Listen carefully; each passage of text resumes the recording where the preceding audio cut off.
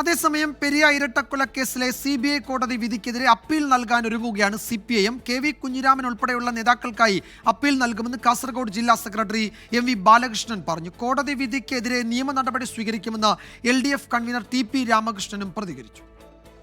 കോടതി വിധി അംഗീകരിച്ചുകൊണ്ടുള്ള സമീപനമാണ് ആർക്കും പൊതുവെ സ്വീകരിക്കാൻ കഴിയും. നിയമവാഴ്ചയിൽ അത്തരമൊരു നിലപാട് സ്വീകരിച്ചേ പറ്റുള്ളൂ. ഈ കേസിൽ നിരപരാധികളായിട്ടുള്ള ആളുകൾ ഉൾപ്പെട്ടിട്ടുണ്ട്. അതിൻ്റെ എല്ലാം വിശദാംശങ്ങൾ പരിശോധിച്ച് നിയമ നടപടി സ്വീകരിക്കാനേ സാധിക്കുള്ളൂ. CPM ആസൂത്രണം ചെയ്ത ഒരു കൊലയും കേരളത്തിലില്ല. പാർട്ടിക്ക് ഇതിൽ പങ്കില്ല എന്ന് ഞാൻ പറഞ്ഞിട്ടുണ്ട്. CBI ഇത് ബോധപൂർവം ഈ നേതാക്കളെ ഗൂഢാലോചന കേസിൽ ഉൾപ്പെടുത്തിയതാണ്. അതുകൊണ്ട് തന്നെ പാർട്ടി ഈ കാര്യത്തിൽ ഗൗരവമായ പരിശോധന ആവശ്യമായ കാര്യങ്ങൾ ചെയ്യുമെന്ന് ഞാൻ അന്ന് പറഞ്ഞിട്ടുണ്ട്, തുറന്ന് പറഞ്ഞിട്ടുണ്ട്. ഈ കോടതി കണ്ടെത്തിയിട്ടുണ്ടാവും, മേലെയും കോടതി ഉണ്ടല്ലോ. ഇതൊരു അന്തിമ വിധിയല്ല, അപ്പീൽ പോകും. TP ചന്ദ്രശേഖരൻ വധക്കേസിനു ശേഷം പെരിയ ഇരട്ടക്കൊലപാതകം പോലെ CPM-നെ പ്രതിസന്ധിയിലാക്കിയ മറ്റൊരു സംഭവമില്ല. CBI അന്വേഷണത്തെ എതിർത്ത് സർക്കാർ സുപ്രീം കോടതി വരെ പോയതും ലക്ഷങ്ങൾ ചെലവാക്കിയതും CPM-ന് തലവേദനയായിരുന്നു. വിഷയം കോൺഗ്രസ് വരുന്ന തെരഞ്ഞെടുപ്പുകളിൽ സജീവ ചർച്ചയാക്കും.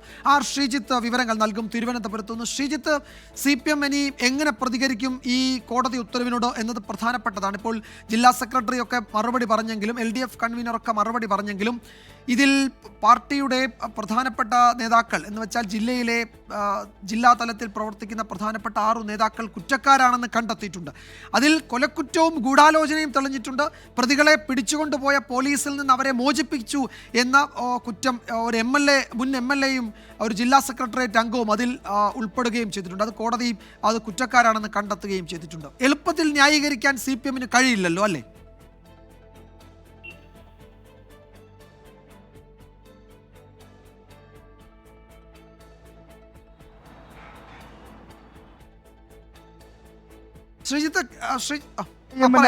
ഈ കൊലപാതകം ഉണ്ടായ നാൾ മുതൽ വലിയ തോതിലുള്ള തിരിച്ചടിയാണ് ഇക്കാര്യത്തിൽ. വിജയകുമാർ, ഈ പെരിയ ഇരട്ടക്കൊലപാതകം 2019 ലോക്സഭാ തെരഞ്ഞെടുപ്പിന് തൊട്ട് മുൻപാണ് ഉണ്ടാകുന്നത്. ആ തെരഞ്ഞെടുപ്പിൽ കാസർഗോഡ് മണ്ഡലത്തിൽ ദയനീയമായ പരാജയമാണ് CPIM നേരിട്ടത്.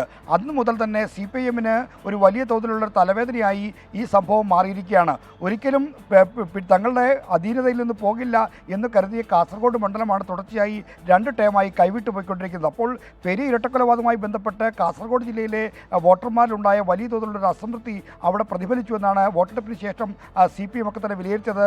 പരസ്യമായി പറയാൻ മടി കാണിക്കുന്നു എന്ന് മാത്രം. എന്നാൽ വീണ്ടും ഒരു തെരഞ്ഞെടുപ്പ് വർഷത്തിലേക്ക് കടക്കുമ്പോഴാണ് ഈ പെരിയ കൊലപാതക കേസിലെ വിധി ഇപ്പോൾ വരുന്നത്. ആ കേസിൽ ഇപ്പോൾ കുറ്റക്കാരെന്ന് കണ്ടെത്തിയിരിക്കുന്ന 14 പേരും പാർട്ടിയുമായി ഏതെങ്കിലും തരത്തിൽ ബന്ധമുള്ളവരാണ്. ജില്ലാ സെക്രട്ടേറിയറ്റ് മുതൽ താഴെ ബ്രാഞ്ച് വരെ പ്രവർത്തിക്കുന്ന ആളുകളാണ് ഈ പ്രതിപട്ടികയിലുള്ളത്.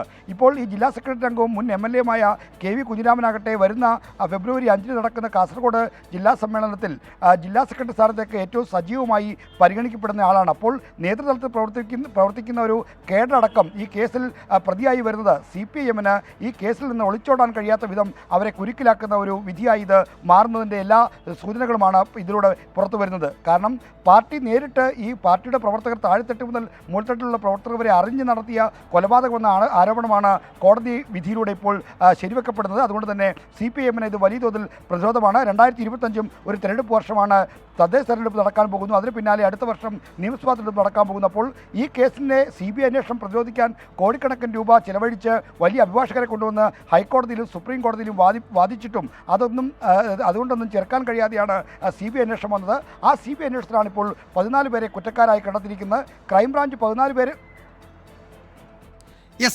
R. ശ്രീജിത്താണ് വിവരങ്ങൾ നൽകിയത് തിരുവനന്തപുരത്ത് നിന്ന്. എന്തായാലും ഈ വിഷയത്തിൽ CPM-ന്റെ കൂടുതൽ പ്രതികരണങ്ങൾ അടുത്ത മണിക്കൂറുകളിൽ പ്രതീക്ഷിക്കുന്നുണ്ട്. അപ്പീൽ നൽകും എന്ന് പാർട്ടി നേതൃത്വം അറിയിക്കുന്നുണ്ട്. ഈ വിഷയത്തിൽ 6 പേർ കുറ്റക്കാരാണെന്ന് കണ്ടെത്തിയ 6 പേർ CPM-ന്റെ സജീവ പ്രവർത്തകർ, നേതൃതലങ്ങളിൽ പ്രവർത്തിക്കുന്നവരാണ് എന്നത് ചെറുതല്ലാത്ത പ്രതിരോധം പാർട്ടിക്ക് മേൽ ഉണ്ടാക്കുന്നുണ്ട് എന്നത് വസ്തുതയാണ്.